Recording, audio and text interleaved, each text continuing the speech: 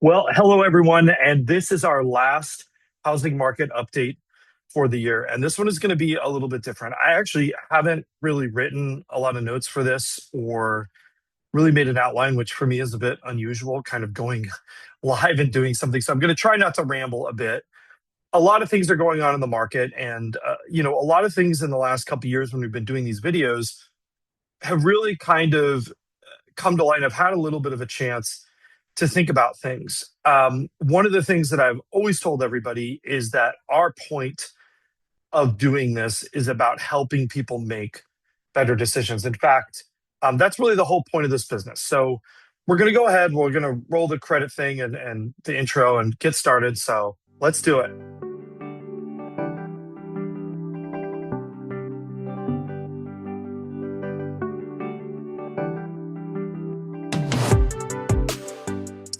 For those of you who don't know, my name is Stephen Meade. I'm the broker owner here at Domicile Real Estate in Southern California. This is really a real estate company. We say we're real estate for people who love houses. And I got into this business because I loved two things.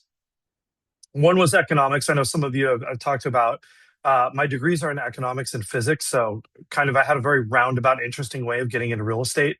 And the second thing is I am an architectural nut. I live in a mid-century modern house, my second mid-century modern house. I love working with clients who like unique and interesting places to live, where they live matters. And so, we've really been kind of keeping the same pace of these videos for the last couple of years. And this is a bit of a weird week for the stats. I do have our slides all ready to go, and there's a couple that are important, but a lot of the numbers are a little off this week because we've had sort of Christmas and New Year's. This is really a weird week where our sample sizes are really low on the data. And because of that, it sort of throws the numbers off. So you kind of have to take that into account. What I'm trying to say, and I think before we kind of run through that really quickly, is one of the things that I've heard from a few of you is that you're really interested, instead of just having kind of whole market updates like this, which I think are important, but we've been doing some form of a market update basically every week, whether we alternate between this one and our first time buyer market update, which I think is a different market a lot of the times, which is why we separated it out.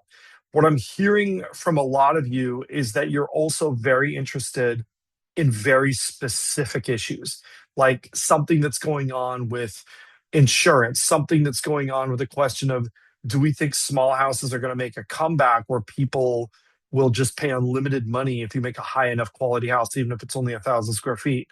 And we actually have some data, right, that we can go and we can look at and talk about some of those things. Some people have been asking, I bought my first home in 2005, right?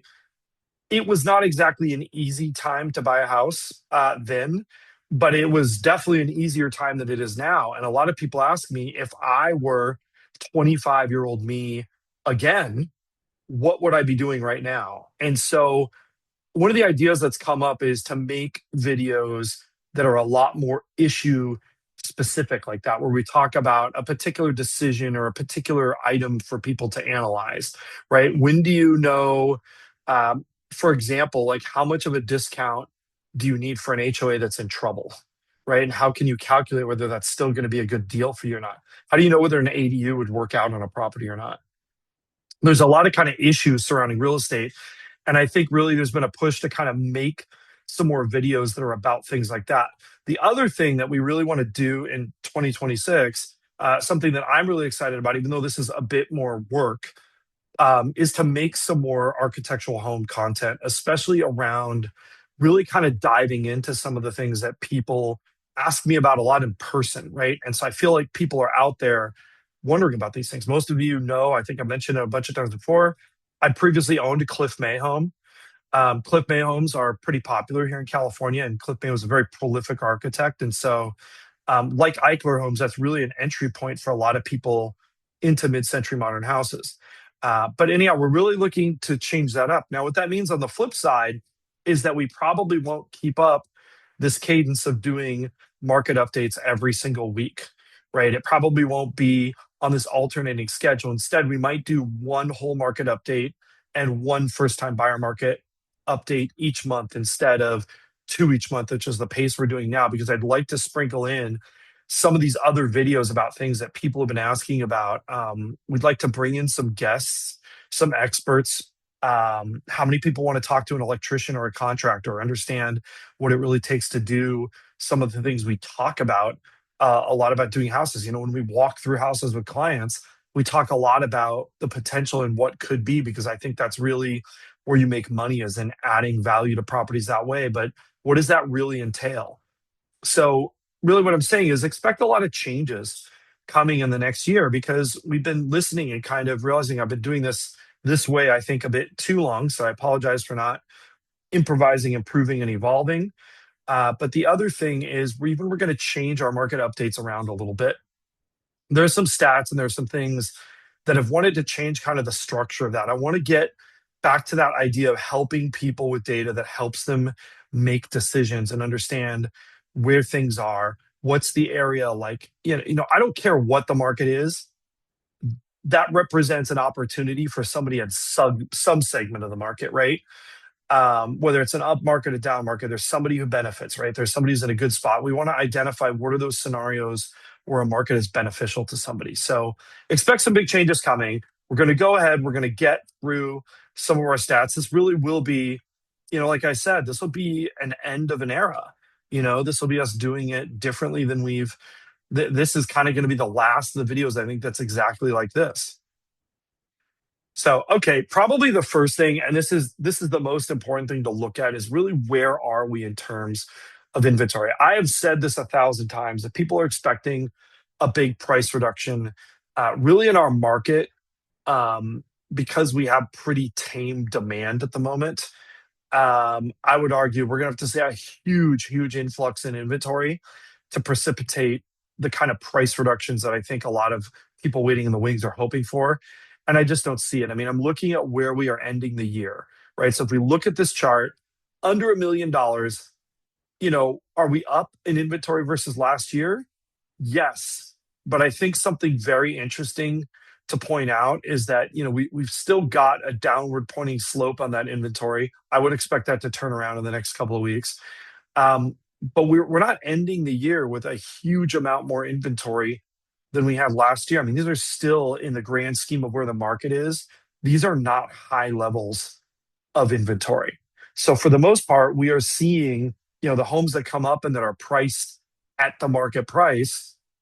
We're seeing buyers take advantage of those houses. I think buyers are being pickier, but we're not seeing really the ingredients for huge price drops. They're just not there as much as I think some buyers wish they were. Obviously, as you might expect, our new listings in the last 2 weeks have plummeted. This is pretty normal for the end of the year. But if I were to run this chart in 2 weeks, in the beginning of the year, we'll see the exact opposite. Listings heading upward.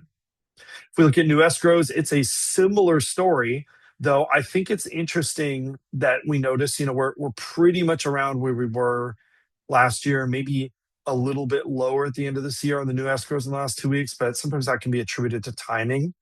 And you'll notice if you look at the left end of this chart here, you'll see that really there's a little bit of a delay, right? As that new inventory comes on the market, and then everybody starts to buy it up within the first couple of weeks. If we look at our absorption rate, of course, that's through the roof. Why? Because nobody puts their house on the market in these 2 weeks, but we still have some buyers out there who are looking to make a deal by the end of the year. And then our close prices, again, I want to caution, because our sample size, especially at that upper end of the market, is pretty small. It's really hard to glean any information from this. I will say, you do notice some definite softness at that top end of the market in prices. And I think part of that really is because we've got a lot of stock market and a lot of overall economy uncertainty. And those higher end buyers, right, they're going to live and die by what they open up on their portfolio report every day. And if they don't feel rich, they're not going to be spending those bigger bucks. If we look at our percent still active, again, this one's a little bit skewed by the time of year, so I try not to read too much into it. But you see a market that's actually been holding its own if you look back across the last 4 months.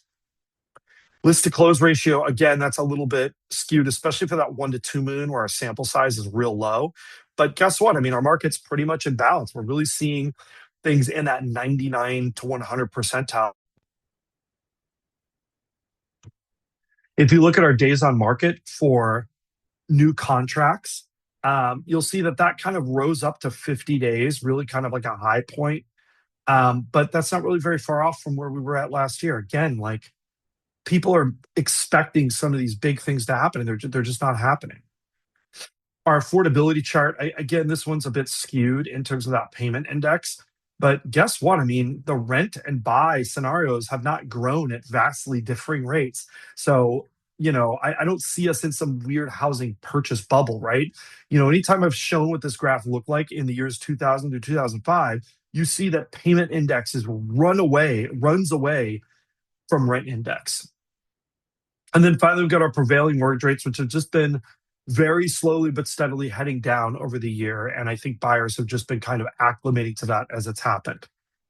Um, I want to take some time and really thank everybody who's been a supporter here and who has watched and left comments and reached out to us. It really means a lot to the work we do. Again, I've always thought if anybody gets anything from this, obviously, we'd love for you to call us and work with us, of course.